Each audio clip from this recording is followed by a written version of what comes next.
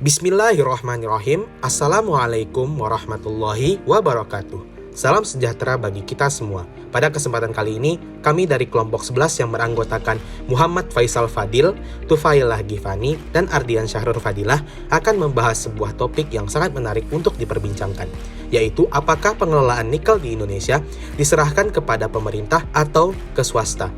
Pengelolaan sumber daya alam memiliki peran penting bagi pertumbuhan ekonomi Indonesia karena mempunyai kontribusi terhadap perekonomian, seperti memberikan peluang lapangan pekerjaan, peningkatan ekspor, dan menarik investasi asing. Salah satunya dalam industri pertambangan, yaitu bidang usaha dengan kegiatan yang berpotensi menimbulkan perubahan dalam lingkungan sekitar aktivitas penambangan.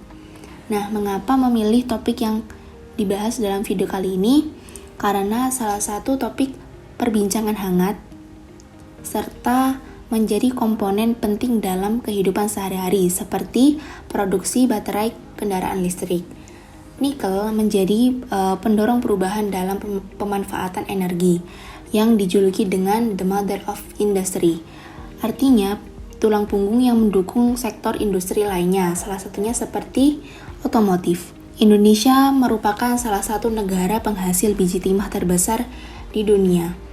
Nikel merupakan salah satu sumber daya alam yang tidak dapat diperbarui, dan lokasi daerah penghasil nikel di Indonesia cukup banyak. Sebagian besar lokasinya berada di wilayah Indonesia bagian timur.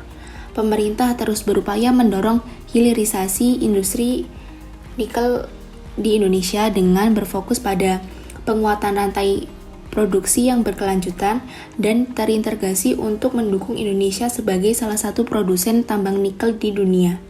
Bangkitnya era mobil listrik berdampak signifikan pada peningkatan kebutuhan nikel di dunia.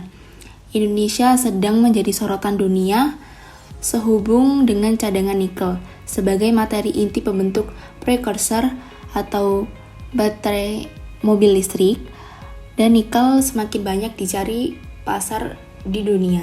Peraturan Presiden Nomor 55 Tahun 2019 tentang percepatan program kendaraan bermotor listrik berbasis baterai atau baterai electric vehicle untuk transportasi jalan mendukung percepatan produksi tersebut.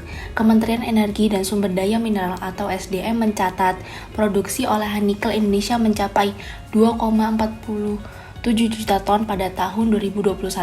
Angka ini naik 2,17% dibandingkan tahun 2020 sebesar 2,41 juta ton. Tren produksi olahan nikel di Indonesia mengalami pertumbuhan setiap tahunnya. Awalnya produksi olahan nikel hanya sebesar 927,9 ribu ton pada tahun 2018. Angka ini terus naik, salah satunya ditopang oleh produksi ferronikel. Kementerian SDM pun berencana meningkatkan kembali produksi olahan nikel mencapai 2,58 juta ton pada tahun 2022. Baik, untuk selanjutnya adalah mengenai permasalahan yang dibahas. Nah, permasalahan pada kali ini adalah terkait pengelolaan sumber daya nikel, apakah dikelola oleh pihak swasta atau dari pemerintah. Seperti yang kita ketahui bahwa nikel dalam negeri menjadi salah satu komoditas masa depan di tengah upaya dunia menekan emisi karbon dari bahan bakar fosil. Menurut Direktur Eksekutif Center of Reform on Economics atau KOR Indonesia, Muhammad Faisal mengatakan bahwa permintaan nikel dunia akan meningkat seiring dengan mulai gencarnya perkembangan kendaraan listrik. Pada saat yang sama, Indonesia melarang ekspor biji nikel, sehingga turut meningkatkan harga komoditas nikel di pasar dunia. Selama Indonesia masih menerbitkan kebijakan ini, maka demand yang terjadi di pasar dunia juga akan terus meningkat. Nikel akan memiliki perspektif cerah seiring dengan perkembangan industri kendaraan listrik. Salah satu contoh negara yang mulai gencar mengembangkannya adalah di Cina, lalu beberapa negara di Eropa dan juga Amerika Serikat. Perusahaan yang mengelola nikel sebut saja adalah PT Indovero di Cilegon, Kota Tangerang. Ini merupakan satu-satunya perusahaan swasta pertama yang mendirikan pemurnian nikel di Indonesia. PT Indovero berproduksi pada tahun 2012 dan menghasilkan produk yang bernilai tambah. Direktur Pengembangan Indovero mengatakan bahwa pihaknya dapat memproduksi lebih dari 250.000 ton untuk nikel pig iron dan juga 750.000 ton untuk besi kasar. Nah, berikut adalah beberapa perusahaan besar lain yang memiliki kewenangan untuk mengelola nikel di dalam Indonesia. Yang pertama ada PT Vale Indonesia yang berlokasi di Sulawesi Selatan, tepatnya di Kabupaten Morowali, lalu juga ada di Sulawesi Tenggara dan Sulawesi Tengah. Status dari perusahaan ini masih beroperasi. Lalu yang kedua ada PT Bintang 8 Mineral.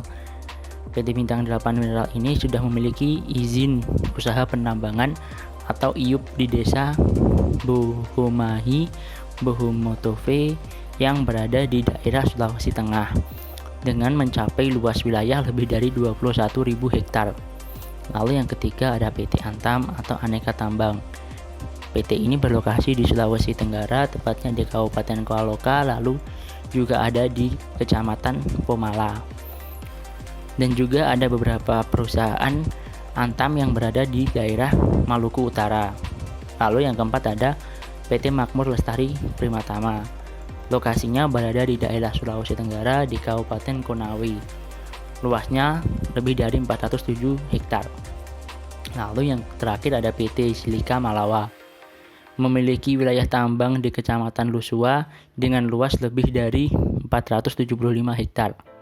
Dari beberapa perusahaan tersebut, ada yang dimiliki oleh pemerintah dan juga ada yang dimiliki oleh pihak swasta. Dari penjelasan singkat terkait skema pengelolaan nikel di Indonesia, dapat kita lihat bahwasannya pengelolaan nikel dikendalikan oleh pemerintah melalui BUMN dan ada juga beberapa perusahaan yang berwenang mengelola nikel secara pribadi atau swasta.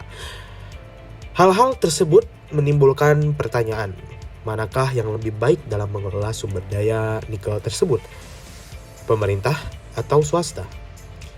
Baik, dari sudut pemikiran ekonomi liberalisme, pengelolaan nikel di Indonesia lebih baik diserahkan ke swasta atau diprivatisasi. Karena terbukti bahwa walaupun dengan kontrol BUMN, mereka bisa memberikan keuntungan yang jauh lebih besar dan tidak semua orang bisa memakai bahan tambang tersebut semaunya.